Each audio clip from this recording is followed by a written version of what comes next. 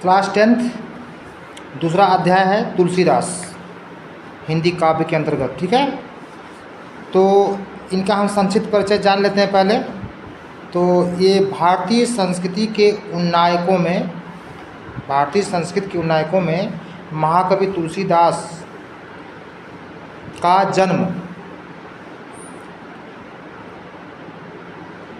इस संबंध में विद्वानों में मतभेद है। इनके जन्म का जो सन है, जो तिथि है, विद्वान एक मत नहीं है। तो सबसे पहले हम इस पर विचार कर लेते हैं कि कितनी कितनी मान्यताएं हैं। ठीक है, तो इसमें पहली मान्यता है इनके जन्म सन के विषय में, महात्मा रघुवर दास द्वारा लिखी गई पुस्तक है तुलसी चरित्र। इसमें तुलसीदास जी का जन्म जो है 1497 ईस्वी माना गया है, ये बताया गया है। इसमें हम अगर 57 अधिक जोड़ेंगे तो वो विक्रमी संवत में बदल जाएगा, तो वो हो जाएगा आपका 1554 विक्रमी। ठीक है, दूसरी मान्यता है इनके जन्म के समय में बेनी माधव द्वारा लिखी गई पुस्तक है मूल गोसाई चरित्र। इसमें तुलसीदास को जन्म श्रावण शुक्ला सप्तमी के दिन बताया गया है। इस संबंध में एक दोहा है, 1554 विषय कालिंदी के तीर, श्रावण शुक्ला सप्तमी तुलसी धर्यो शरीर। इसके अलावा शिव सिंह सरोज एक पुस्तक है, इसमें तुलसीदास जी का जन्म सन 1526 ईस्वी बताया गया है। शिव सिंह सरोज नामक पुस्तक शिव सिंह सेंगर ने लिखी है। और पंडित राम गुलाम द्विवेदी के अनुसार, पंडित राम गुलाम द्विवेदी ने तुलसीदास जी का जन्म सन 1532 ईस्वी माना है, जो सर्वाधिक विद्वान इस बात से सहमत है। यानी इस तिथि के विषय में सर्वमान्यता है। जिस प्रकार से तुलसीदास जी के जन्म सन के विषय में विद्वानों में मतभेद है, उसी प्रकार से तुलसीदास के जन्म स्थान के विषय में भी विद्वान एक मत नहीं है। कुछ विद्वानों के अनुसार तुलसीदास जी का जन्म स्थान चित्रकूट जिले का राजापुर नामक ग्राम है। दूसरी मान्यता के अनुसार एटा, उत्तर प्रदेश का एक एटा जिला है, एटा जिले का सोरो नामक स्थान माना जाता है। और तीसरी मान्यता के अनुसार गोंडा जिले के सूकर क्षेत्र में इनका जन्म स्थान माना जाता है।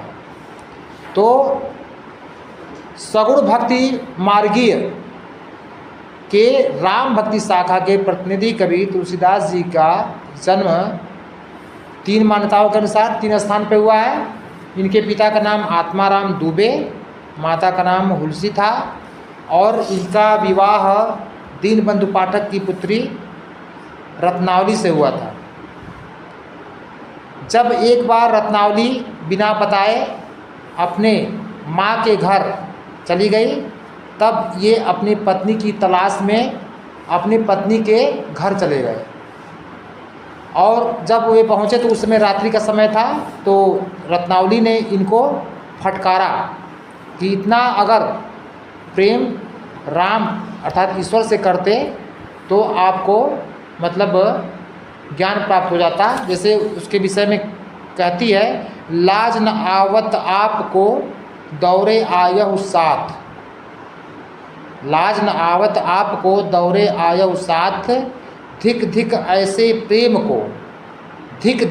प्रेम को कहा कहो मैं नाथ। तो अपनी पत्नी रत्नावली के इन बातों से, इन फटकार से तुलसीदास के हृदय में वैराग्य यानी विरक्ति उत्पन्न हो गई। वे सांसारिक मोह माया को छोड़कर राम भक्ति में लग गए। इनकी भक्ति राम के प्रति दास्य भाव की भक्ति है। जिन्होंने राम चरित्र से संबंधित जो संपूर्ण महाकाव्य है वह रामचरितमानस लिखा। इसके अलावा इनकी बहुत सी रचनाएं हैं, जिसमें कवितावली, गीतावली, दोहावली, कृष्ण गीतावली, विनय पत्रिका, ये सारे ब्रज भाषा में लिखे गए हैं। इसके अलावा जो भी हैं इनकी पुस्तकें, जैसे पार्वती मंगल, जानकी मंगल, बरवै रामायण, वैराग्य संदीपनी, रामलला नाचू और रामचरितमानस, ये सारे ग्रंथ इनके अवधी भाषा में लिखे गए हैं। तो इनका अवधि और ब्रज पर पूरा अधिकार था। इनकी कविताओं में सभी प्रकार के अलंकारों जैसे रूपक, उपमा, उत्प्रेक्षा, अनुप्रास, यमक, सब प्रकार के अलंकारों का इन्होंने प्रयोग किया। श्रृंगार रस, वीर रस, करुण रस, हास्य रस आदि रसों का भी समावेश इनके काव्य में पाया जाता है।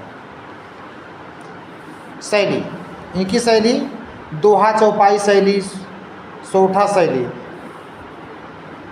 इनके काव्य की सबसे महत्वपूर्ण विशेषता यह है कि इन्होंने अपने काव्य में समन्वय पर आधारित एक जो समाज है उसका उन्होंने कल्पना किया।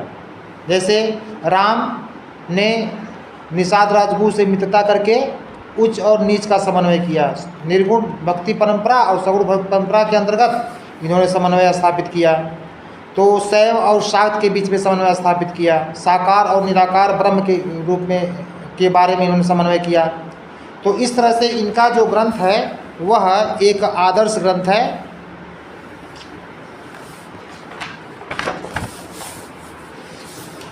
आपकी पुस्तक में जो पाठ लगा हुआ है काव्य का वो शीर्षक है धनुष भंग। इनकी दो शीर्षक कविताएं हैं, एक है वन पथ पर और एक है धनुष भंग। तो इसमें हम ये पाते हैं कि जब सीता स्वयंवर का मतलब प्रण किया था कि सीता स्वयंवर उसी से होगा, सीता का विवाह उसी से होगा, उनके पिता ने किया था जो शिव धनुष को भंग करेगा अर्थात उसकी प्रत्यंचा को चढ़ाएगा।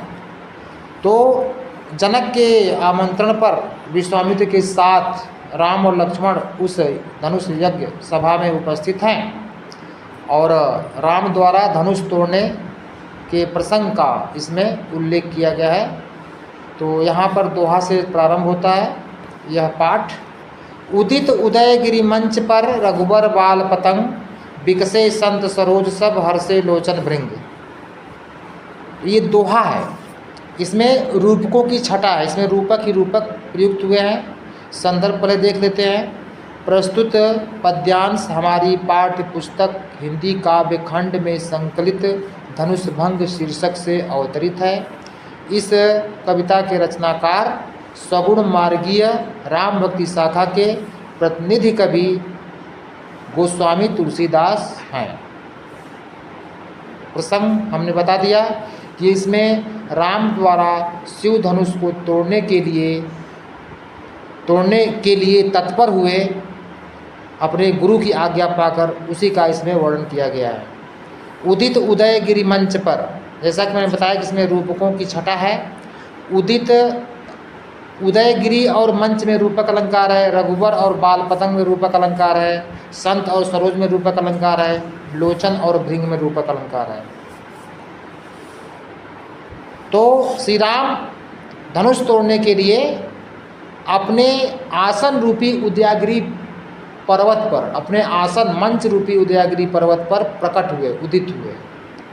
और रघुबर बाल पतंग अर्थात राम छोटे सूर्य की भांति, बाल सूर्य की भांति उदयागिरि पर्वत रूप आसन रूपी उदयागिरि पर्वत पर उदित हुए यानी प्रकट हुए, क्योंकि हमेशा सूर्योदय उदयागिरि पर्वत यानी पूर्व दिशा में होता है।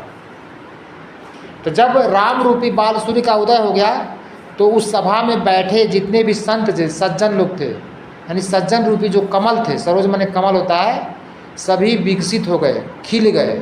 और उन सज्जनों के नेत्र रूपी जो भ्रमर हैं, भंवरे, श्री राम को देखकर, श्री राम रूपी सूर्य को देखकर हर्षित हो गए। क्योंकि भंवरा जब सूर्योदय होता है तो वह कमलों का पराग लेने के लिए वह अत्यंत हर्षित हो जाता है, प्रसन्न हो जाता है कि चलो अब सुबह हो गई, प्रातः हो गई है, चलो अब पराग रस को ग्रहण किया जाए। तो इसमें उदयागिरि पर्वत से सूर्य का निकलना, ठीक है, और सूर्य के निकलने के पश्चात कमलों का खिलना और कमलों के खिलने के पश्चात भ्रमरों का गुंजार करना अर्थात उनका पराग रस ग्रहण करना, इसी का इसमें वर्णन है। इसमें उपमेय और उपमान यानी कि जो प्रस्तुत है और जो अप्रस्तुत है, यानी कि एक प्रस्तुत है एक अप्रस्तुत, यानी जो पास है वो प्रस्तुत है, जो थोड़ा दूर है वो अप्रस्तुत है। तो मंच तो बिल्कुल पास है ना, ये उपमेय है। उदयगिरि ये दूर है, उपमान है। राम, रघुबर राम ये उपमेय है, और बाल पतंग क्या है? उपमान। ठीक है, सज्जन लोग क्या है? उपमेय है, और कमल वो क्या है? उपमान है। उसी प्रकार से उनके नेत्र क्या है? उपमेय है, और भौरे क्या है? उपमान। समझ में आ गया? तो श्री राम धनुष को तोड़ने के लिए अपने आसन रूपी मंच पर छोटे सूर्य की भांति, बाल सूर्य की भांति उदित हुए, जिससे या फलस्वरूप सभा में बैठे संत रूपी कमल खिल गए, विकसित हो गए, और उनके नेत्र रूपी भ्रमर हंसने लगे, अर्थात हर्षित हो गए। समझ में आ गया? हाँ, समझ में आया? इसमें भाषा क्या है? भाषा क्या है? ब्रज कैसे है? हमने बताया था ना अभी, अवधि है। ब्रज का हमने बता दिया था, गीतावली, दुहावली, ये सब था, कवितावली। ठीक है, तो ये भाषा इसमें ब्रज है। ठीक, नहीं अवधि है, हाँ बता दिए, उधर दिमाग चला गया। तो इसमें भाषा अवधि है, और छंद कौन सा है? दोहा है। रस कौन सा है? रस कौन सा है? शांत रस है। ठीक है, और छंद दोहा हो गया। अलंकार कौन सा है? रूपक अलंकार, उदित उदय, अनुप्रास भी है। उ और ऊ की आवृत्ति हो रही ना, अनुप्रास और रूपक अलंकार हो गया। ठीक, और कौन सा बच रहा है? शक्ति कौन सी है? शब्द शक्ति, अविधा है, और गुण प्रसाद और माधुर्य हो गया। और आपकी शैली क्या हो गई?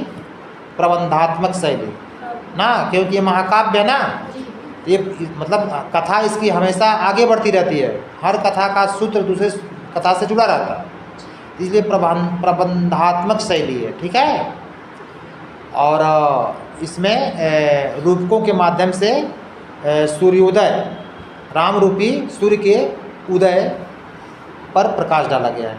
एक ये विशेषता ये हो गई। तो काव्य सौंदर्य के तत्व भी हो गया। ठीक है, आगे है नृपन के रियासा निशनासी, वचन नखत अवली न प्रकाशी। ठीक है, नृपन के रियासा निशनासी, वचन नखत अवली न प्रकाशी। मानी महीप कुमुद सकुचाने, कपटी भूप उलूक लुकाने।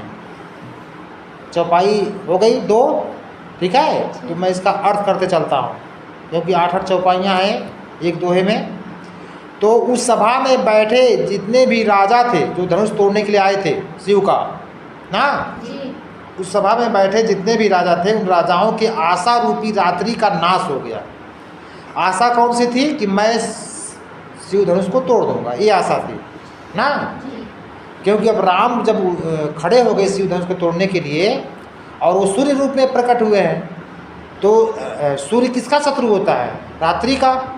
रात्रि का शत्रु होता है ना, निश्च मैंने रात्रि, रात्रि का शत्रु होता है। तो राजाओं की आशा रूपी जो रात्रि है, वह राम रूपी सूर्य के उदित होने के कारण वह रात्रि नष्ट हो गई, अर्थात उनके अंदर कुछ भी आशा नहीं रही कि मैं शिव धनुष को तोड़ दूंगा, क्योंकि अब राम ही तोड़ेंगे। वचन नखत अवधि न प्रकाशी।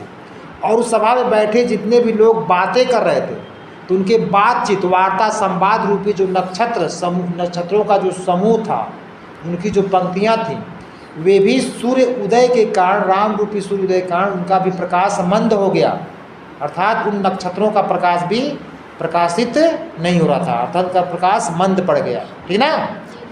मानी महीप कुमुद सकुचाने, कपटी भूप उलूक लुकाने। और उस सभा में बैठे जितने भी अभिमानी राजा थे ना, उस सभा में बैठे जितने भी अभिमानी राजा रूपी जो कुमुद थे, वे संकुचित हो गए, क्योंकि कुमुद चंद्रमा के रोशनी में खिलता है ना, कुमुद और कुमुदनिया चंद्रमा के रात्रि में वो खिलते हैं। तो रात्रि में जो है मानी महीप, अर्थात अभिमानी राजाओं रूपी कुमुद संकुचित हो गए, अर्थात सूर्य उदय होने के कारण भी संकुचित हो। कपटी भूप उलूक लुकाने। और सभा में जितने भी कपटी राजा रूपी जो उल्लू थे, उल्लू भी तो रात में देखता है, दिन में नहीं देख पाता, तो कपटी राजा रूपी जो उल्लू थे उस सभा में, धनुष यज्ञ की सभा में, वे सभी लुका गए, अर्थात छिप गए, क्योंकि राम रूपी सूर्य का उदय हो गया। समझ में आ रहा है? भय विशोक कोक मुनि देवा, बरसहि सुमन जनामहि सेवा, एक लाइन और पढ़ देते हैं। गुरुपद बंदी सहित अनुरागा, राम मुनिन सन आयसु मांगा। तो राम रूपी सूर्य के उदित हो जाने के कारण उस सभा में बैठे जितने भी ना चकवा रूपी मुनि और देवता थे। चकवा चकवी जानते हो ना?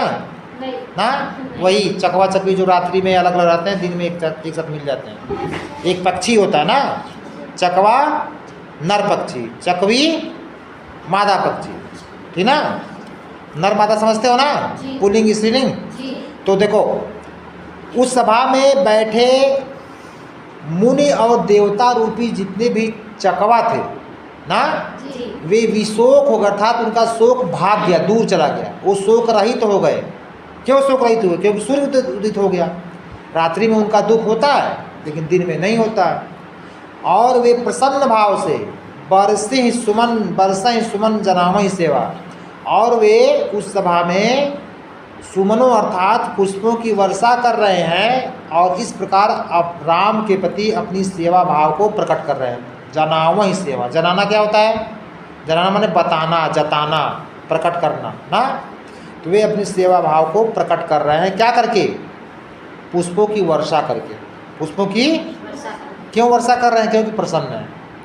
गुरुपद बंदी सहित अनुरागा, राम मुनिन सन आयुष मांगा। और राम गुरुपद अर्थात अपने गुरु विश्वामित्र के चरणों की वंदना किया। अनुराग के साथ, बड़े ही प्रेम के साथ, अनुराग के साथ राम ने अपने गुरु विश्वामित्र के चरणों की वंदना किया। राम मुनिन सन आयुष मांगा, और वंदना करने के पश्चात राम अपने गुरु से धनुष तोड़ने की आज्ञा मांग रहे हैं कि हे गुरु हमें अनुमति दीजिए ना। तो जब राम को आज्ञा मिल गई गुरु की, तो उसी के आगे का यहाँ वर्णन किया गया। सहज ही चले सकल जग स्वामी, मत्त मंजुबर कुंजर गामी, चलत राम सब पुर नर नारी, पुलक पूरी तन भय सुखारी। दो चौपाई और हमने ले लिया। अब अर्थ देखो, एक क्या करते? सहज चले सकल जग स्वामी, तो मुनि की आज्ञा प्राप्त करने के पश्चात जो राम हैं सहज ही चले सकल जग स्वामी, यानी संपूर्ण संसार के स्वामी सहज भाव से मतवाले सुंदर और श्रेष्ठ हाथी की भांति चल दिए। जिस प्रकार से एक मतवाला सुंदर और श्रेष्ठ हाथी की जो चाल होती है, उसी चाल से बड़े ही स्वाभाविक रूप से सहज भाव से कहाँ चल दिए? धनुष की तरफ ना, शिव धनुष की तरफ चल दिए, क्योंकि तोड़ना उसको। चलत राम सब पुर नर नार, जब राम शिव धनुष की तरफ बढ़ रहे हैं, चल रहे हैं, तो पूर्व जनकपुर के नर नारी ना, वहाँ के पुरुष और स्त्रियाँ ना, पुलक पूरी तन, उनका तन रोमांचित हो गया ना, भय सुखारी, और उन्होंने अपने हृदय में सुख का अनुभव किया। सभी आनंदित हो गए कि अब जो है शिव धनुष टूट जाएगा और सीता का विवाह हो जाएगा। अभी तक तो कोई धनुष उठा नहीं पा रहा था। आगे है बंद पितर सुर सुकृत समारे, जौ कछु पुण्य प्रभाव हमारे।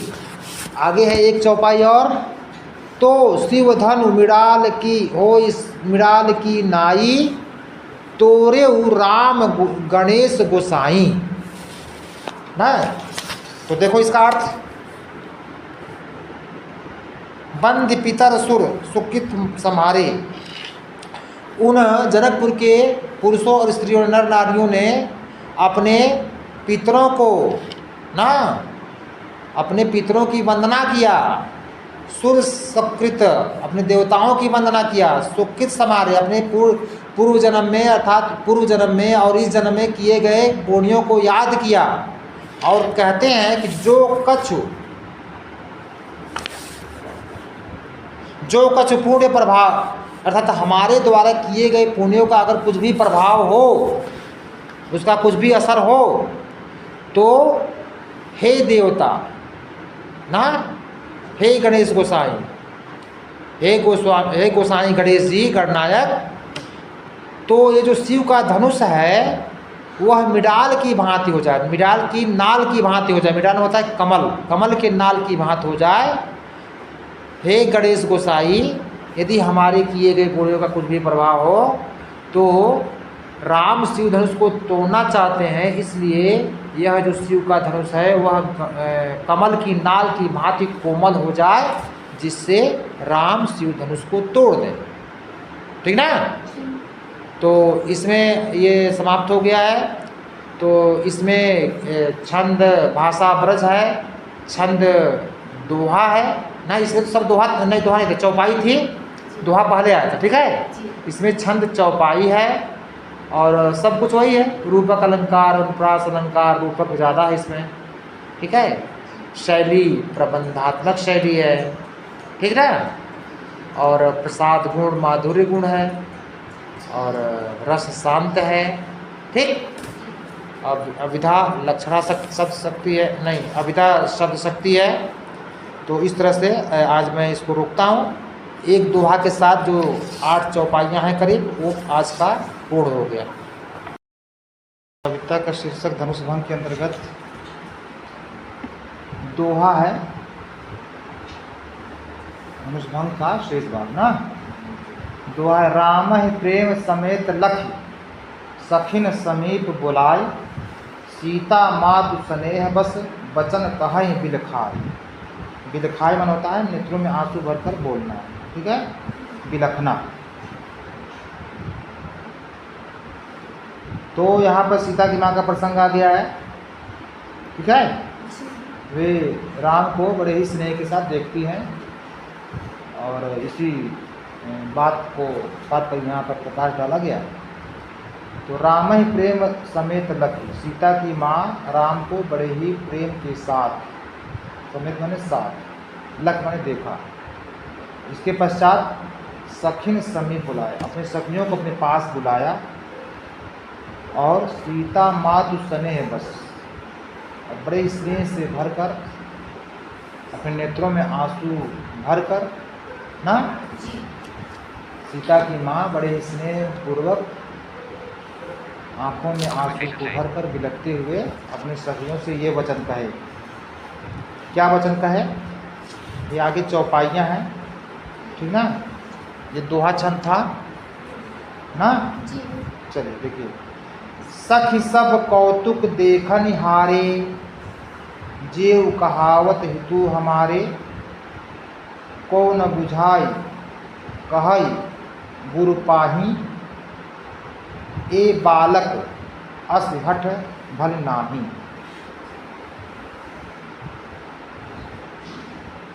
अपने सखियों को बुलाया है और सीता की माँ कहती हैं, सखी सब कौतुक देखन हारे, अर्थात इस धनुष यज्ञ को, धनुष सभा को देखने के लिए सब लोग बड़े ही कौतुक भरी दृष्टि से देख रहे हैं। सब लोग देखने आए हैं धनुष यज्ञ को और सब लोग बड़ी अचरज भरी दृष्टि से ना, कौतुक भरी दृष्टि से केवल देख रहे हैं क्या होने वाला है, क्या घटने वाला है।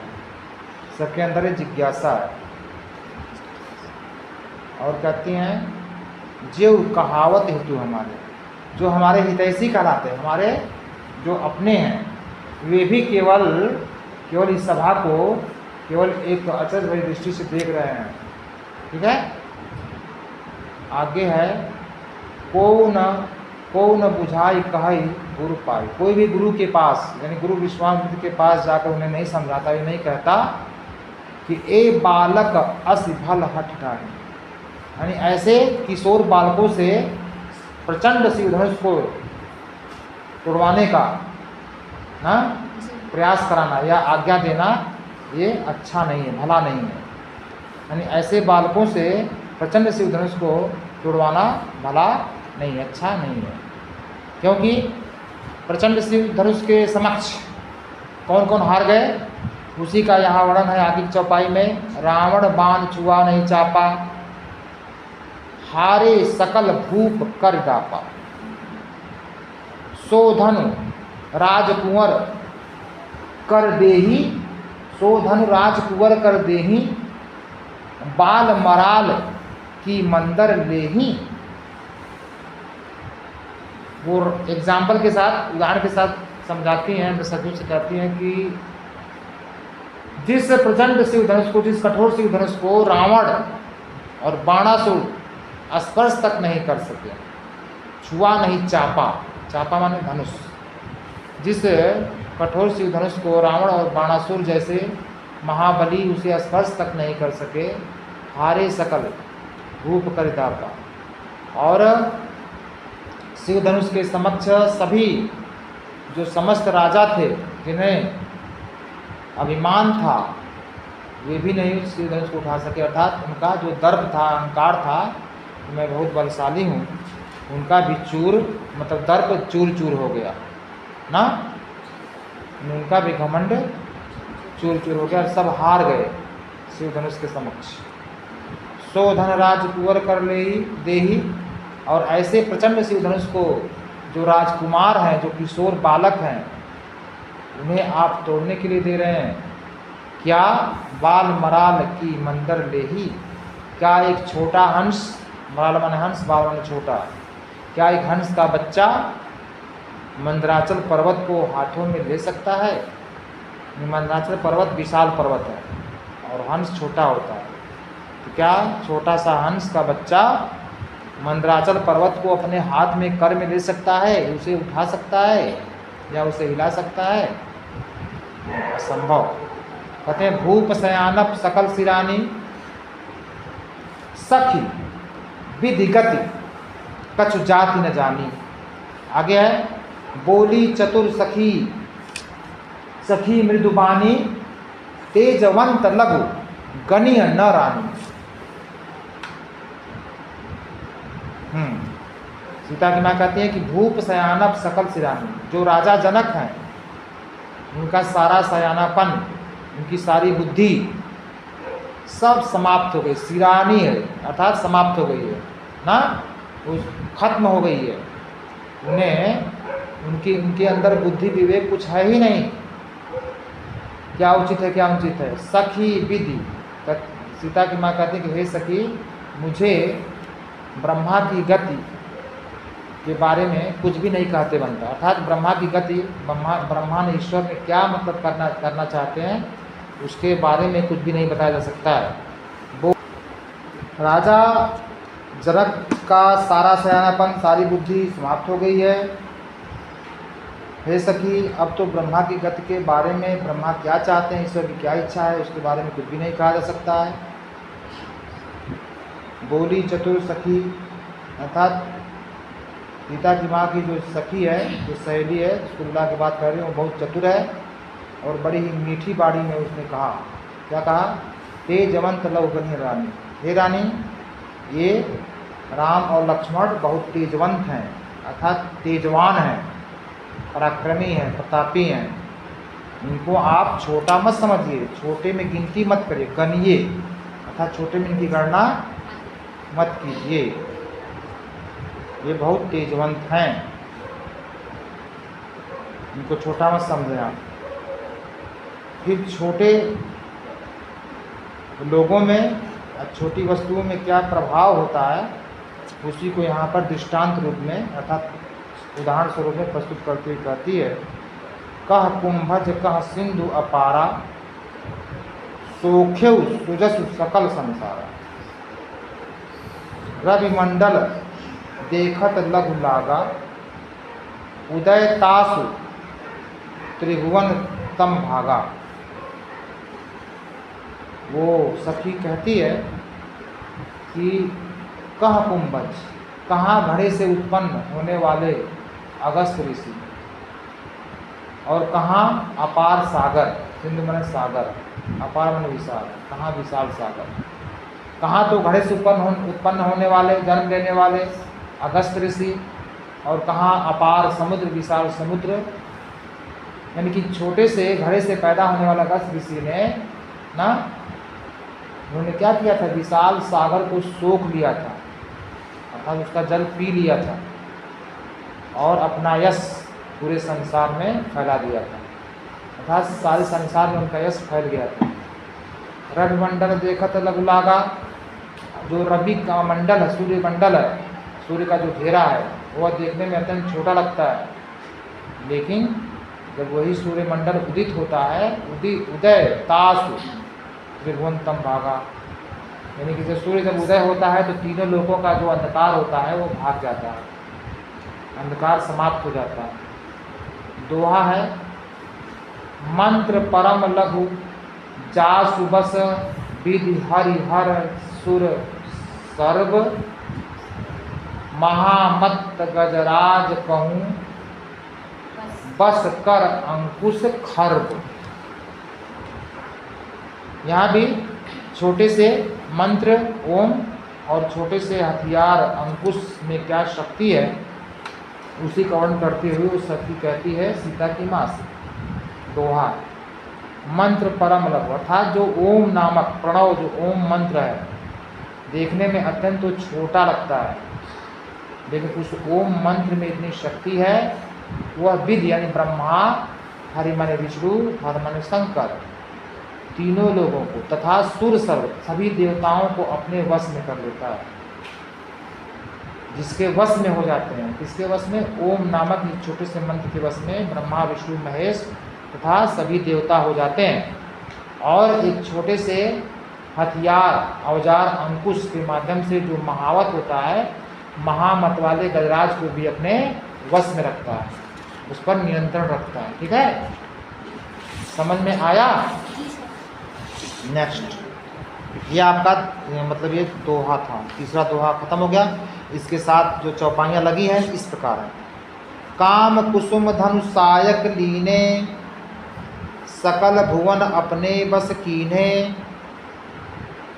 ठीक है, देवी तजिय संसौ अस जानी भंजब धनुषु राम सुनु रानी। चौपाई कहते हैं, वह सखी कहती है सीता की माँ को समझाते हुए कि काम कुसुम धनु सायक लीने, अर्थात पुष्पों का जो बाण होता है, किसके हाथ में पुष्पों का बाण होता है? कामदेव के। तो कामदेव के हाथ में पुष्पों का धनुष बाण होता है, सायक धनु अर्थात धनुष और बाण पुष्पों का होता है, फिर भी वह सकल भुवन अपने वश में है, समस्त संसार को वह अपने वश में कर रखा है, अर्थात काम भावना के वश में सारे संसार के प्राणी रहते हैं। अर्थात कामदेव जो है पुष्प के धनुष बाण होते हुए भी, कामदेव अपने पुष्प धनुष बाण के जरिए भी के माध्यम से भी समस्त संसार को अपने वश में कर रखा है। आगे है, देवी तजिए, हे देवी आप त्यागिए, तजिए माने त्याग दो, परित्याग कर दो, क्या? संशय, अपने संशय को, अस जाने ऐसा जान करके कि छोटे को छोटा नहीं मानना चाहिए, वो बड़े प्रभावशाली होते हैं, ऐसा मान करके ना आप अपने हृदय के संशय को, संकोच को त्याग दीजिए, आप पे विश्वास कीजिए ना, आप पे पूर्ण विश्वास करिए कि भंजब धनुष, शिव धनुष को निश्चित ही भंजब तोड़ देंगे। कौन? राम सुन रानी।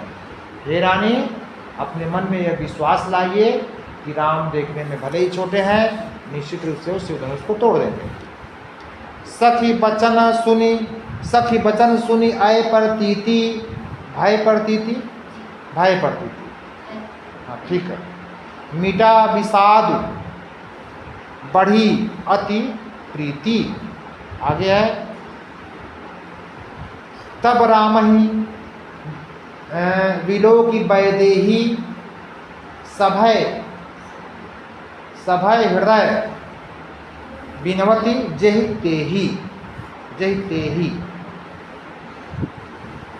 देखो इसका, देखो इसकी व्याख्या, सखी वचन सुन भय प्रतीति, अर्थात अपनी सखी के मृदु वचनों को सुनकर ना सीता की माँ को ये एहसास हुआ, मैंने यह विश्वास पैदा हुआ, और उसके स्थान पर मिटा विषाद, यानी जो विषाद था, हृदय में जो दुख की भावना थी, शोक की भावना थी, वह विषाद समाप्त हो जाता है और उनके हृदय में प्रेम और विश्वास बढ़ने लगता है ना। तब राम ही, उसी समय राम ने सीता को देखा, वैदेही मैंने सीता को देखा, तो उन्होंने क्या पाया?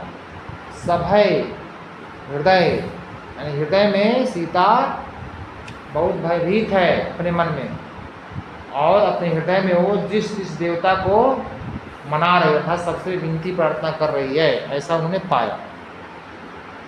ठीक है। मन ही मन मनाव अकुलानी, होहु प्रसन्न महेश भवानी, करहु सफल आपन सेवकाई, अकर हितु हरहु चाप गरुआई।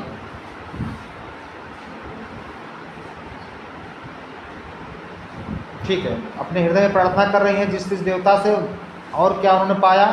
मन ही मन मनाव अकुलान, अर्थात मन में वतन व्याकुल है, मन ही मन प्रार्थना कर रही है सीता। हो प्रसन्न, कहती हैं कि हे महेश, हे शिव, और हे भवानी, हे पार्वती, आप मुझ पर प्रसन्न होइए। करहु सफल आपन, हमने जो आपकी सेवा की है, आपकी जो पूजा की है, जो अर्चना वंदना की है, उसे आप सफल कीजिए, उसे आप सफल कीजिए।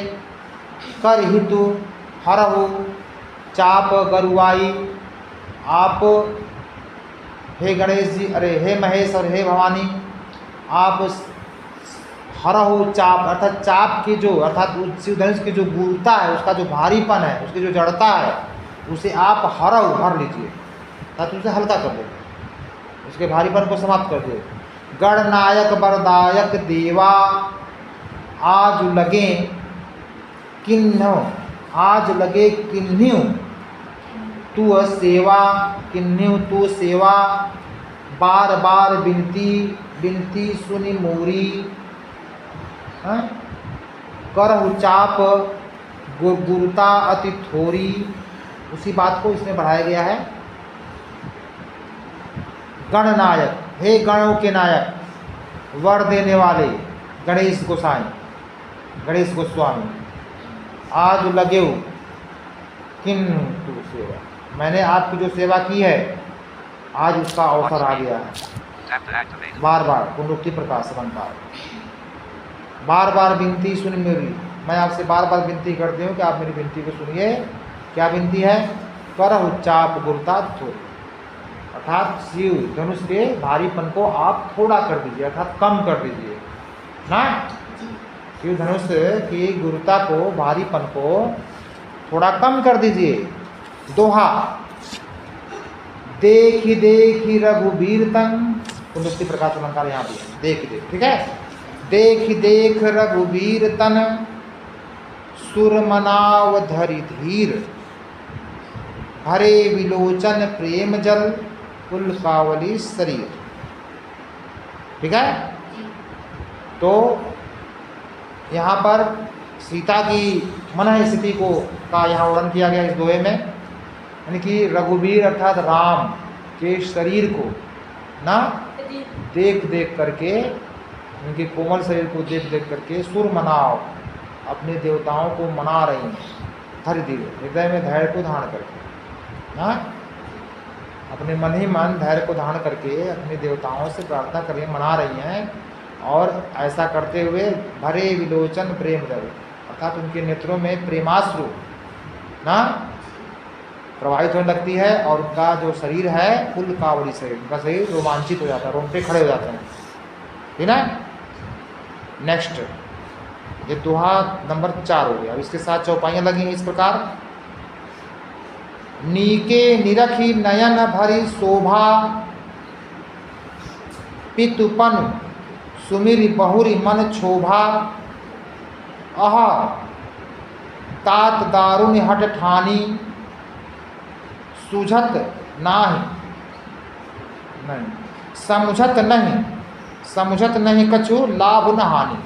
इसका अर्थ देखो, चौपाई है, नीके नयन, नीके निरख नयन भरी शोभा, अर्थात श्री राम के शोभा को अपने नेत्रों में अच्छी प्रकार से भर करके, अर्थात उसे समाहित कर करके तो प्रसन्न तो होती हैं ना, श्री राम के सौंदर्य को अपने नेत्रों में भरती हैं, प्रसन्न होती हैं।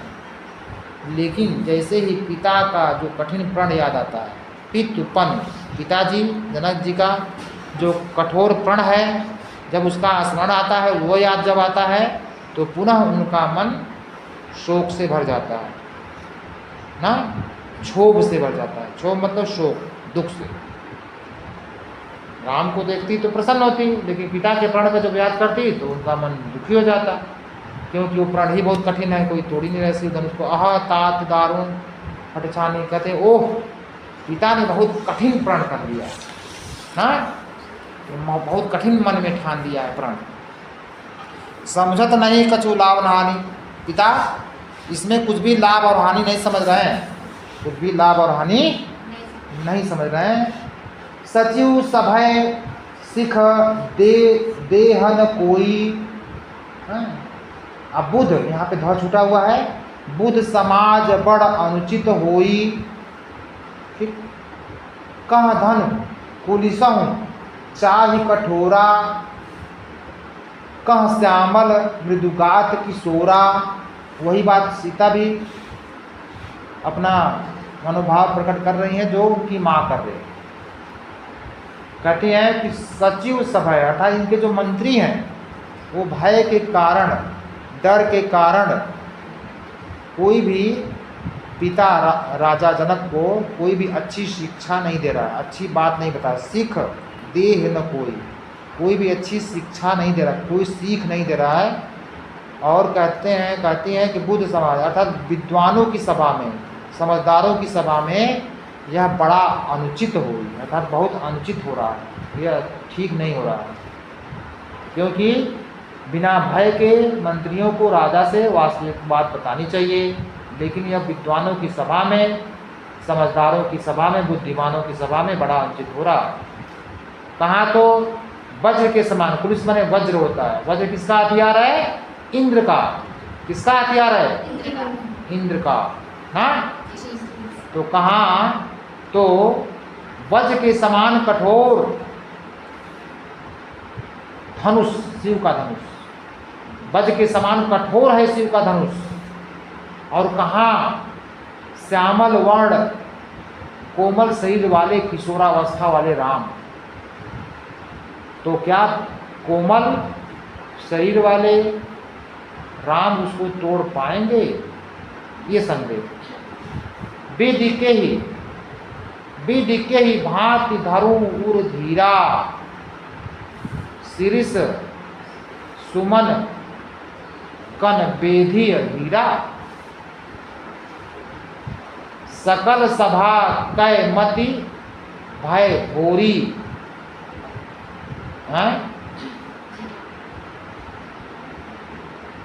अब मोहि शंभु चाप गति तोरी, अब मोहि शंभु चाप गति तोरी। विधि के ही, देखो इसका अर्थ, विधि के ही बात, हे ईश्वर, विधि माने ब्रह्मा, हे ब्रह्मा, हे ईश्वर, मैं किस प्रकार अपने हृदय में धैर्य को धारण करूं? उर माने हृदय ना, धीरा माने धैर्य, धैर्य माने धारण करूं, मैं कैसे अपने हृदय में धैर्य को धारण करूं? शिरीष सुमन कन बेधी हीरा, क्या शिरीष पुष्प से क्या कठोर हीरे को बेधा जा सकता है? बेधना होता है काटना ना, उसे खंड खंड करना। क्या सुमन पुष्प, शिरीष पुष्प से क्या हीरे जो कठोर होता है, संसार का सबसे कठोर पदार्थ क्या है? डायमंड होता है, ठीक है, हीरा सबसे कठोर होता है, हार्ड। तो क्या सबसे कठोर हीरे को बेधा जा सकता है? सकल सभा कैमति, ऐसा लगता है कि सभा में बैठे सभी लोगों की, सभा में बैठे समस्त लोगों की, जितने भी राजा हैं, बुद्धिमान हैं, गुरु ना, सबकी जो मति है वह मंद हो गई ना। अब मोहि शंभु चाप गति, यानी कि सारी जो आशाएं हैं अब शिव धनुष पर टिक गई हैं। कहते हैं हे शिव धनुष, अब मुझे तुम्हारी गति पर मेरी स्थिति है, अर्थात इससे कहने का मतलब है कि अब हे शिव धनुष, तुम्हारी गति पर हम यह उम्मीद या आशा कर सकते हैं, तुम्हारे पर मेरी सारी आशाएं टिकी हैं, ठीक है, क्योंकि उन्होंने पहले वरदान मांगा है कि आप थोड़ा हल्के हो जाओ ना, ये है, तब सारी आशाएं हे शिव धनुष तुम्हारे पे ही है। फिर उसका उपाय बताती हैं, निज जड़ता लोगन पर डारी, निज जड़ता लोगन पर डारी, हो ही हरुअ ना, हो ही हरुअ रघुपति ही निहारी। आगे है चौपाई, अति परिताप सिय मन माही, लव निमेष जुग सम जानी। देखो इसका अर्थ देख लो, निज जड़ता, हे श्री धनुष तुम अपनी जड़ता को, अपनी भारीपन को इस सभा में बैठे लोगों पर डाल दो, थोड़ा थोड़ा करके डाल दो ना। हो ही हरु रघुपति ही निहारी, हो ही हरु रघुपति ही निहारी, अर्थात राम रघुपति शिव धनुष को देख रहे हैं जिसे वो तोड़ना चाहते हैं। हे शिव धनुष आप अपनी जड़ता को, अपने भारीपन को इस सभा में बैठे सभी लोगों पर डाल दो, थोड़ा थोड़ा विभाजित कर दो ना, थोड़ा हल्के हो जाओ, क्योंकि राम अब देख रहे हैं, शिव धनुष को देख रहे हैं। अति परिताप सिय मन माही, ऐसा विचार करके, ऐसा मतलब मनोभाव के साथ सीता अपने मन ही मन ना बहुत व्याकुल है। उस समय उनका एक पल, लव निमेष, लव माने पल, निमेष यानी कि पलक जो होती है ना, तो पलकें जब झपकती हैं, उठती हैं, तो पलकों का गिरना एक पल हो गया, उठना एक पल हो गया ना, इसी से पल को पलक, पलक से पल को लिया गया, या पल से पलक को लिया गया, ठीक है। यानी उनका एक एक पल, यानी पलकों का झपकाना, बंद करना, उठाना, उनका एक एक पल जो है युगों के समान बीत रहा है, अर्थात उनका समय बीत ही नहीं रहा है, कहने का मतलब एक छोटा सा पल युगों के समान व्यतीत हो रहा है। दोहा, प्रभुई चितई पुनि चितव मही, राजत लोचन लोल, खेलत मनसिज मीन जुग, जमुन मीन जनु विधु मंडल डोल, ठीक है। खेलत मनसिज मीन जुग, जनु विधु मंडल डोल, इसमें उत्प्रेक्षा अलंकार आया हुआ है, जनु मन मानव जानो शब्द आया हुआ है, उसमें से जनु आया हुआ है, वाचक शब्द, ठीक है। इसमें सीता की मन स्थिति का वर्णन किया गया है ना, उनकी मन स्थिति कैसी है यहाँ पे तुलसीदास वर्णन करते हुए कहते हैं, प्रभु चितई, प्रभु अर्थात श्री राम को सीता ने देखा ना, उसके पश्चात चितव मही, धरती की ओर देखा, अर्थात राम को देखा, धरती की ओर देखा था, नजरों को नीचा कर लेना। तो ऐसी स्थिति में उनके जो लोचन है, नेत्र हैं, वे बहुत चंचल हैं, और उनके चंचल नेत्र बहुत ही राजत अर्थात सुशोभित हो रहे हैं। ऐसा लगता है मानो खेलत मनसिज मीन जुग, मनसिज में होता है कामदेव, ऐसा लगता है मानो कामदेव अपनी दो मछलियों के साथ खेल रहा हो ना, ऐसा लगता है कि कामदेव दो मछलियों के साथ अपनी खेल रहा हो, और जो उनके नेत्रों का नीचे देखना, राम को देखना, विधुमंडल डोल अर्थात चंद्रमंडल में ऐसा लगता है कि कामदेव अपनी दो मछलियों के साथ, क्योंकि आंखें तो होती है ना, आंखें तो होती है ना, अपनी दो मछलियों के साथ खेल रहा हो, क्रीड़ा कर रहा हो, ठीक ना। विधुमंडल में क्या होता है? चंद्रमंडल, विधु माने चंद्रमा। तो नेक्स्ट मैं रोक देता हूँ उसको, ठीक है। गिरा अलिनी मुख पंकज रोकी, प्रकट न लाज निशा अवलोकी। एक बार और देख लो, गिरा अलिनी मुख पंकज रोकी, प्रगट न लाज निशा अवलोकी, लोचन जल रह लोचन कोना, जैसे परम कृपन कर सोना, सकुचि व्याकुलता बड़ी जानी, धरि धीरजु प्रतीति, धरि धीरजु प्रतीति उर आनी, ठीक है। तन मन वचन मोर पनु साचा, तन मन वचन मोर पनु साचा, रघुपति पद सरोज चितु राचा। आगे है तव भगवान सकल उर सनेहु, सोते ही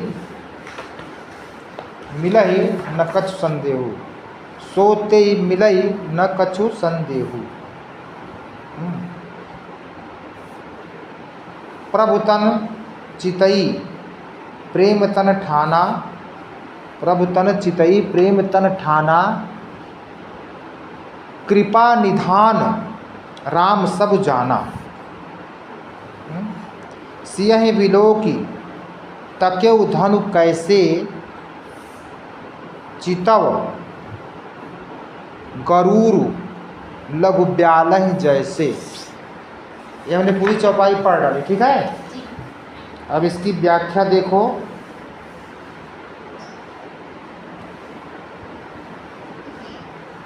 गिरा अलिनि मुख पंकज रोकी, यहाँ पर रूपक अलंकारों का प्रयोग किया गया है, बहुत सारे रूपक हैं।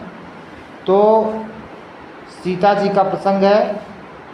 गिरा सीता जी की जिह्वा रूपी भ्रमरी ने, भ्रमरी को ना, गिरा ने सीता की जिह्वा, जिह्वा समझते जीव ना, तो जिह्वा रूपी अलिनी, अलिनी माने भ्रमरी यानी कि मादा है ना, भ्रमर नर होता है, भ्रमरी मादा। तो सीता के जिह्वा रूपी भ्रमरी को उनके मुख रूपी पंकज अर्थात कमल ने रोक रखा है। इसका तात्पर्य है कि उनके मुख से, उनके जिह्वा से कुछ भी वाणी नहीं निकल रही है ना, रूपक रूप में प्रयोग किया गया है। मुख से न बोलना अर्थात उनकी जो जिह्वा है वो भ्रमरी है, और वो इसलिए नहीं बोल पा रही है क्योंकि उसको, उस भ्रमरी को उनके मुख रूपी कमल ने रोक रखा है, ठीक ना, समझ में आया। और कहते हैं प्रगट न लाज निशा अवलोकी, इसमें भी रूपकों की छटा है। तो वे लज्जा रूपी रात्रि के कारण ना, या लज्जा रूपी रात्रि को देखकर अपने आप को प्रकट नहीं कर रही हैं। लाज निशा अवलोकी अर्थात कहने मतलब कि लज्जा रूपी रात्रि ने उनको सामने आने से अर्थात बोलने से वह रोक रही है। लज्जा रूपी रात्रि ना, अपने आप को प्रत्यक्ष नहीं कर पा रही हैं, बोल नहीं पा रही हैं कुछ। लोचन जल रह लोचन कोना, उनके नेत्रों के आंसू नेत्र के कोने में ही रह जाते हैं, वे रो भी नहीं पाती ना, खुलकर रो भी नहीं पाती। नहीं तो लोग पूछेंगे ना क्या हुआ जी, तो बहुत से लोग रोते हैं लेकिन आंसू निकलते नहीं। जैसे परम कृपन कर सोना, कृपन होता है कि कंजूस, कृपन का क्या अर्थ होता है, कंजूस, माइजर ना। जिस प्रकार से एक कंजूस का जो धन होता है सोना, वह पड़ा का पड़ा ही रह जाता है ना। महान कंजूस व्यक्ति का जो धन होता है, सोना होता है, वह धन खर्च ही नहीं होता है, सोना खर्च नहीं होता है, वह ज़मीन में गड़ा पड़ा रह जाता है। उसको लोग मिट्टी में दबा के चले जाते हैं, कोई चोर नहीं चुराएगा ना। जब वो मर जाता है तो बहुत दिनों के बाद जब उसके घर की खुदाई होती है ना, खंडहर जब हो जाता है तब जाकर वह सोना मिलता है। पता चलता है कि किसी कंजूस ने ये सोना गाड़ कर रखा था। तो यही हाल सीता की स्थिति है। उनके आंसू उस सोने के समान है जिस सोने को कृपण कंजूस रखता है ना, खर्च नहीं करता। सीता भी कंजूसी कर रही है रोने में ना। सकुच व्याकुलता बढ़ जानी, धरि धीरज प्रतीति उर आनी। सकुच अर्थात संकोच और व्याकुलता बढ़ा हुआ जानकर सीता ना, सीता अपने हृदय के संकोच और व्याकुलता को बढ़ा हुआ जानकर उससे वो उबरना चाहती हैं। तो अपने हृदय में धैर्य को धारण करके, अपने हृदय में कुछ विश्वास उत्पन्न करके ना, कहती हैं तन मन वचन मोर पन साचा। यदि मेरा प्रण सच्चा है, मैंने तन से, मन से और वचन से ना, मैंने जो सेवा की है, जो पूजा की है, यदि मेरा प्रण सच्चा है, कौन सा प्रण? राम को पति रूप में स्वीकार करने का। तो रघुपति पद सरोज चित्तु राचा। और आगे कहती हैं कि रघुपति पद अर्थात राम के चरणों रूपी कमल के पति मेरा जो चित्त यानी हृदय जो उसमें रच गया, बस गया ना, और उनके प्रति मेरा तन मन वचन से कर्म से मेरा प्रण अगर सच्चा है तो भगवान सकल उर सनिहु ना, कहती है कि हे भगवान सभी के हृदय में ना सनेहु अर्थात स्नेह से निवास करने वाले, अर्थात यानी भगवान के प्रति अगर सच्चा स्नेह है किसी का, जो सभी के हृदय में रहते हैं, निवास करने वाले हैं, तो सोते ही यानी वह भगवान वह ईश्वर मिले ही ना, मिल जाते हैं, कछु न संदेह, उसमें तनिक भी संदेह की बात नहीं है। यानी जिस व्यक्ति का ईश्वर के प्रति सच्चा स्नेह है ना, तो वह भगवान वह ईश्वर निश्चित रूप से मिल पाते हैं, इसमें कोई संदेह की बात नहीं है। आगे है प्रभु तन चितई प्रेम तन ठाना। तब सीता ने प्रभु अर्थात राम के शरीर को चितई माने देखा, प्रेम तन, और उनके प्रति अपने प्रेम को ना और भी मजबूत कर लिया, अर्थात दृढ़ कर लिया, ठाना में ठान लिया, प्रेम ठान लिया ना, यानी अपने प्रेम को और पक्का कर लिया कि प्रेम करेंगे तो इन्हीं से करेंगे, विवाह करेंगे तो इन्हीं से करेंगे।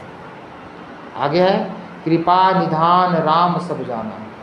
कृपा के निधान राम, ये जानकी के अर्थात सीता की सारी मन स्थिति को क्या कर पाते हैं? जान पाते हैं। ठीक है।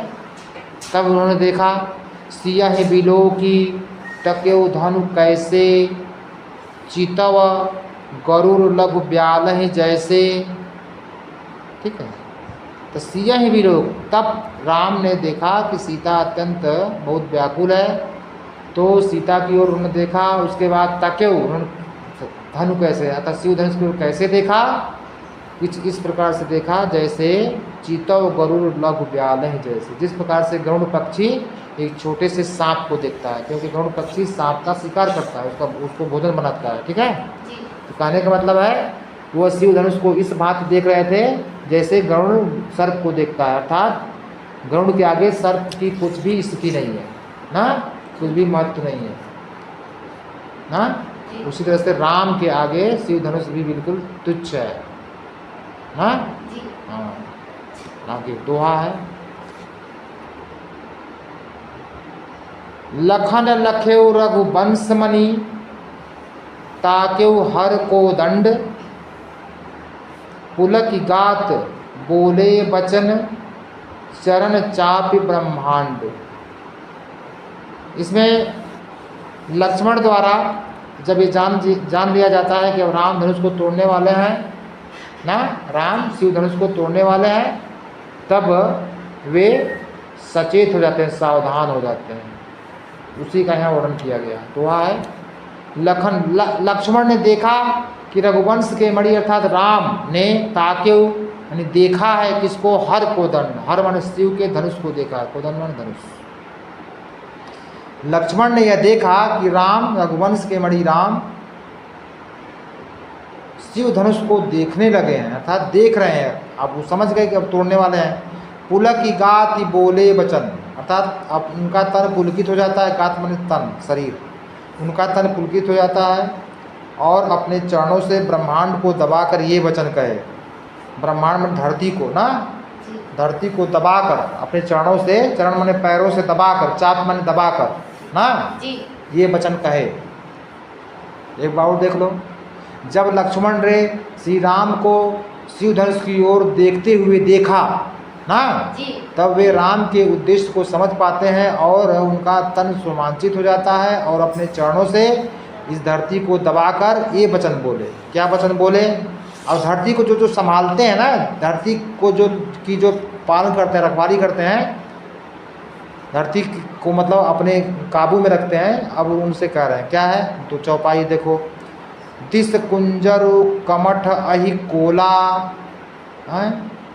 धरहु धरनी, धरहु धरन धरि धीर न डोला।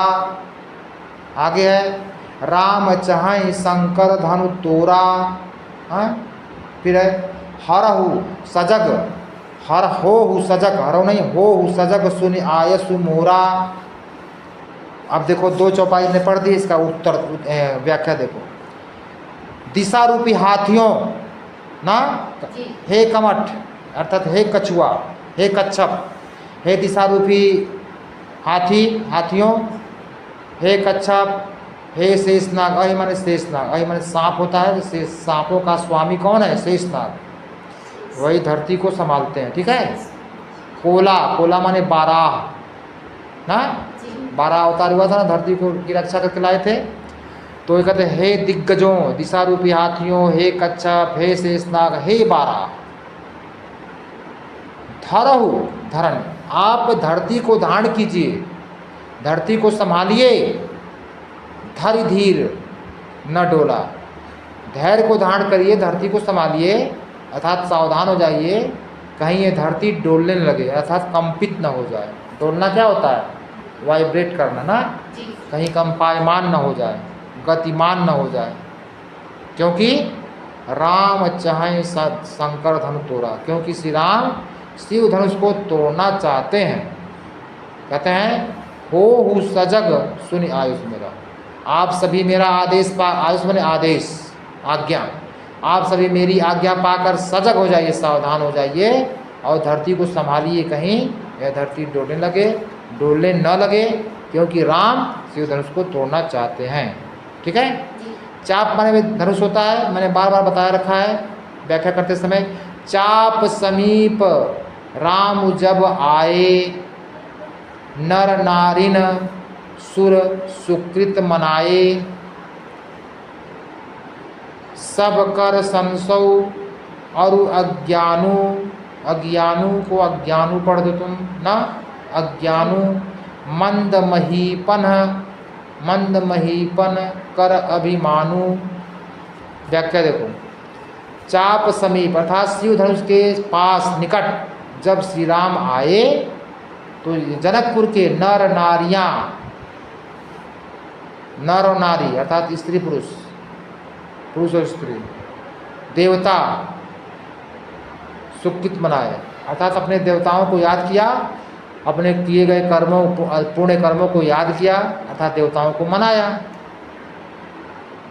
कौन मनाए? जनकपुर के नर नारी अर्थात पुरुष और स्त्री ना, अपने देवताओं को याद किया और अपने पूर्व जन्म में किए गए कर्मों को याद किया, अच्छे पुण्यों को याद किया।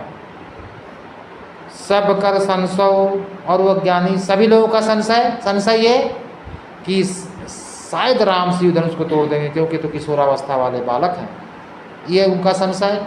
और वो ज्ञानु, शिव प्रचंड है ना, कठोर है, राम कोमल है, नहीं उठा सकते, ये अज्ञान। तो सभा में बैठे सभी लोगों का संशय और उनकी अज्ञानता, सभा में बैठे मंद पड़े हुए, धूमिल पड़े हुए ना, महीपन राजाओं का अभिमान, मंद पड़े हुए राजाओं का अभिमान, सभी लोगों का संशय और अज्ञान सब मिलाकर। और क्या क्या इसमें मिलाकर? भृगुपति केरी गर्भ गुरुवाई, गरुवाई सुर, सुर मुनि बरहन केरी कदराई, सियकर, सियकर सोचु जन पछतावा, रानिन, रानिन कर दारुण, रानिन कर दारुण दुख दावा। व्याख्या देखो, थोड़ा कठिन है, ध्यान देना। रघुपति, रघुपति का नहीं, भृगुपति, भृगुपति कहते हैं परशुराम को। तो परशुराम के गर्व की गुरुता, गर्व माने घमंड, अभिमान ना, परशुराम के गर्व की गुरुता, गुरुता माने भारीपन होता है, जड़ता।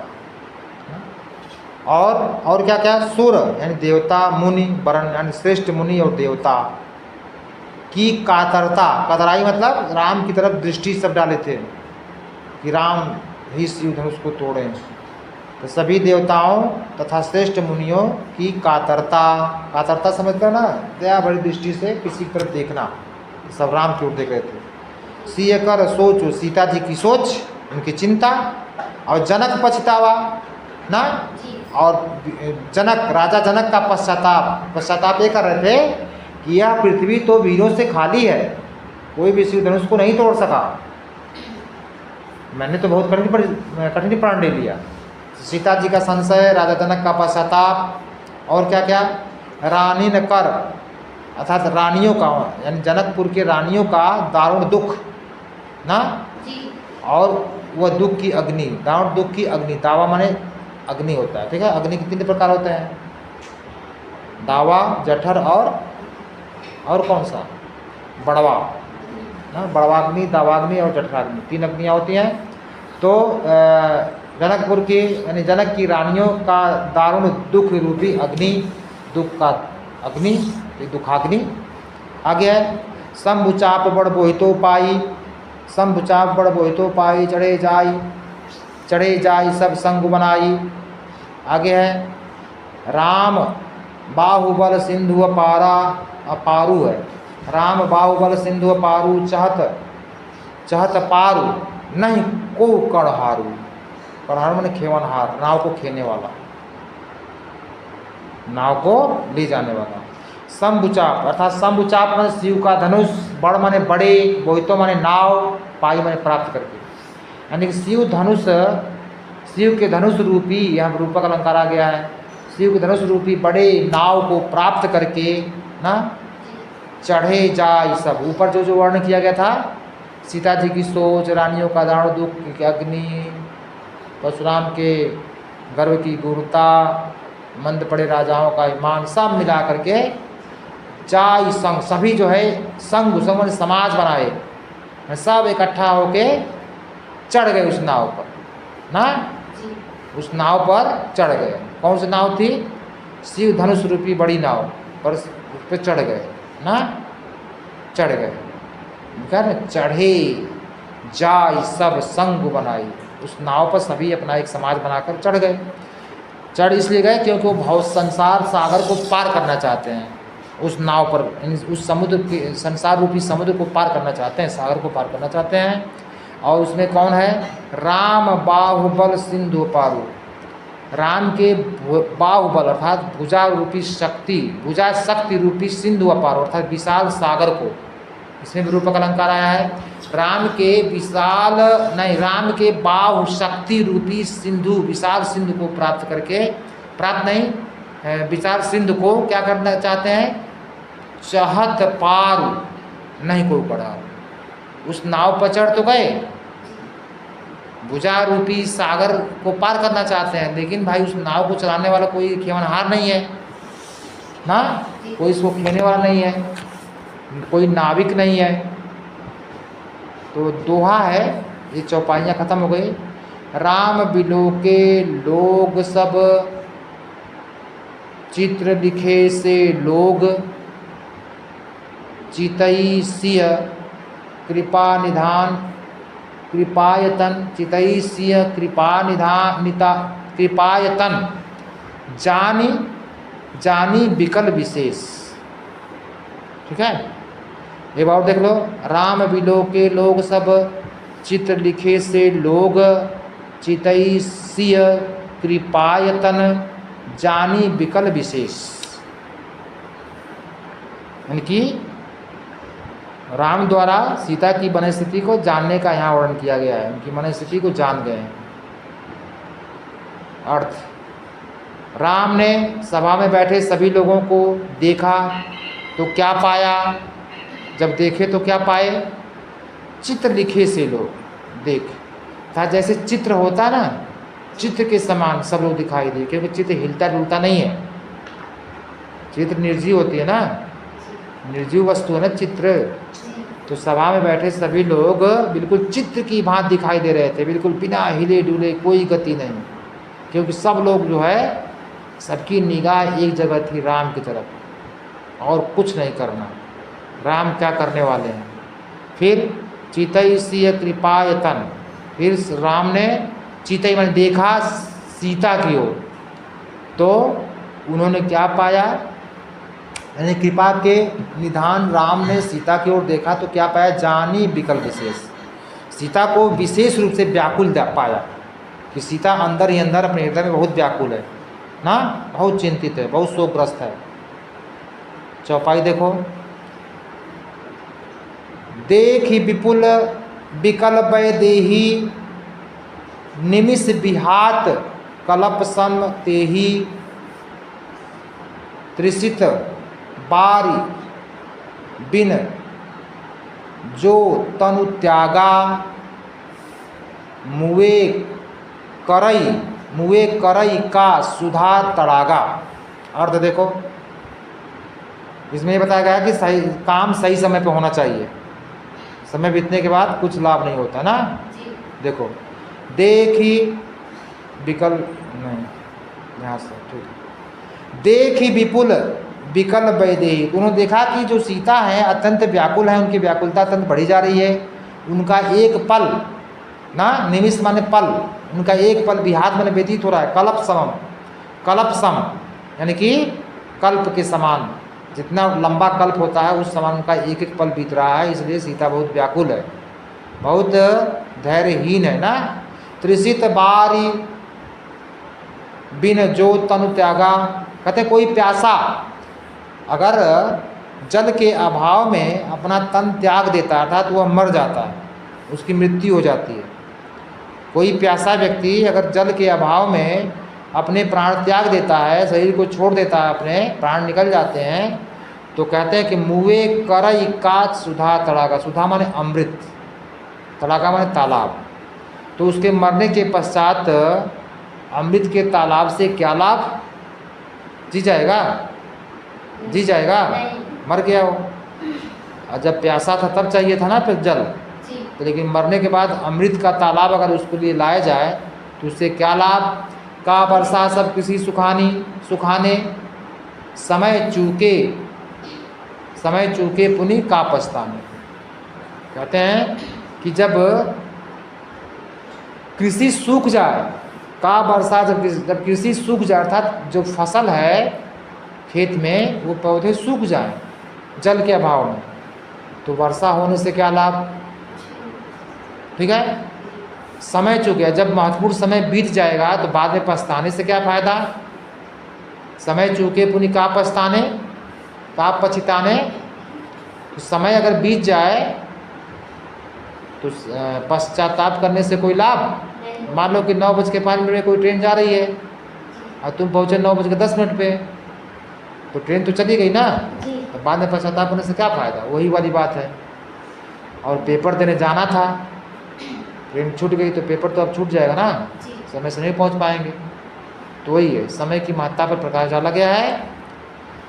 असजीय जान की देखी, यानी अपने हृदय में ये राम जान पाते हैं कि जानकी वैदेही जो है वो अत्यंत व्याकुल है, उनके हृदय की गति को, स्थिति को जान जाते हैं। प्रभु पुल के लखी प्रीति विशेखी, तो उन्होंने देखा कि जो सीता की जो प्रीति है, जो प्रेम भाव है, वो विशेष प्रेम भाव है राम के प्रति, वो ऐसा जान गए ना।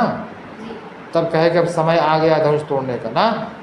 कहते हैं गुरु ही प्रणाम मन ही मन कीना, गुरु विश्वामित्र को उन्होंने मन ही मन प्रणाम किया और फिर क्या किया, अति लाघव उठाई धनु लीना, बड़े ही कुशलता के साथ, बड़े ही सफलता के साथ, निपुणता के साथ उन्होंने शिव धनुष को उठा लिया। जब उठाए तो क्या हुआ, दमकेउ दामिनी जिम जब लयऊ ना, दमकेउ माने चमकी, दामिनी माने बिजली, जिम लव, जब वे हाथों में शिव धनुष को ग्रहण किए लिए तो उससे बिजली तड़कने लगी ना, बिजली का तड़पना सुना है ना। हाँ, पुनि नभ धनु मंडल सम हुई भयऊ, उसके बाद वह जो धनुष है वह मंडल में मंडलाकार हो गया, अर्थात वह आकाश में चला, मतलब उठा लिए उसको ऊपर ना। पुनः उस धनुष को उठाकर उसे आकाश मंडल में पहुंचा दिया, अर्थात मंडलाकार हो गया आकाश में, समभय। आगे है, लेत चढ़ात खैंचत गाढ़े, काहू न लखा, लखा देखा, काहू न लखा देख सब ठाढ़े। देख माने देखना, लखा माने देखना। तो शिव धनुष को लेते, उसकी प्रचन्नता को चढ़ाते खींचते ना, किसी ने नहीं देखा। केवल क्या देखा कि राम शिव धनुष को लेकर केवल खड़े हैं, झुके होंगे ना थोड़ा लेने के लिए, लेकिन किसी ने नहीं देखा। इतनी कुशलता से, निपुणता से उठाए थे कि कोई देख नहीं पाए। तुरंत ते ही क्षण राम मध्य धनु तोरा, उसी क्षण राम ने, उसी बीच, उसी पल के मध्य में राम ने शिव धनुष को तोड़ दिया। और टूटने के बाद क्या हुआ, भरे भुवन, पूरे संसार में ध्वनि घोर कठोरा, यानी कि उसकी जो ध्वनि थी घोर ध्वनि थी, कठोर ध्वनि थी, पूरे संसार में उसकी कठोर ध्वनि फैल गई। और उस ध्वनि के, कठोर ध्वनि के फैलने का क्या प्रभाव हुआ, क्या क्या उसका असर हुआ, ये आगे के छप्पे में हम जानेंगे ना। देखो छप्पा है, भरे भुवन घोर कठोर रवि बाज तज मारग चले, चिक्करही दिग्गज डोल मही अहि कोल कुरुम कल मले। इसका अर्थ देखो, यानी कि धनुष के टूटने के पश्चात जो कठोर ध्वनि, उसका क्या प्रभाव पड़ा पूरे संसार में, त्रिभुवन में क्या पड़ा।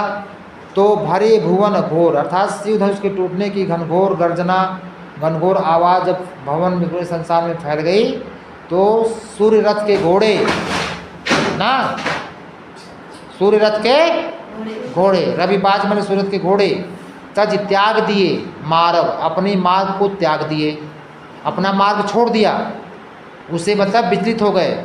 चिक्करही दिग्गज, जो दिशा रूपी हाथी थे वो चिघाड़ने लगे। हाथी का चिघाड़ना सुना है, चिघाड़ना, तो उसी तरह से दिशा रूपी हाथी चिघाड़ने लगे, यह धरती डोलने लगी ना। और अहि यानी शेषनाग और बाराह कच्छप, शेषनाग बाराह कच्छप में बेचैनी फैल गई, वे भी कठोर ध्वनि से बिल्कुल अशांत हो गए। ठीक है, सुर असुर मुनि कर कान दिन, उसकी कठोर ध्वनि से बचने के लिए देवताओं ने, राक्षसों ने, मुनियों ने अपने कानों को बंद कर लिया, हाथों से, अपने हाथों से कानों को बंद कर लिया। अब कठोर ध्वनि से बचने के तो कान बंद किए जाते हैं ना। सकल विकल, सभी व्याकुल हो गए, विचारें, सभी विचार करने लगे। क्या विचार करने लगे, कोदंड खंडेव राम। तुलसीदास के शब्दों में सभी मुनि देवता कहने लगे कि लगता है राम ने शिव धनुष को खंड खंड कर दिया है, तोड़ दिया है। और सभी जयति वचन उच्चारें, सभी राम की जय जयकार का उच्चारण करने लगे ना, सभी राम के जय जयकार का उच्चारण करने के, श्री रामचंद्र की जय।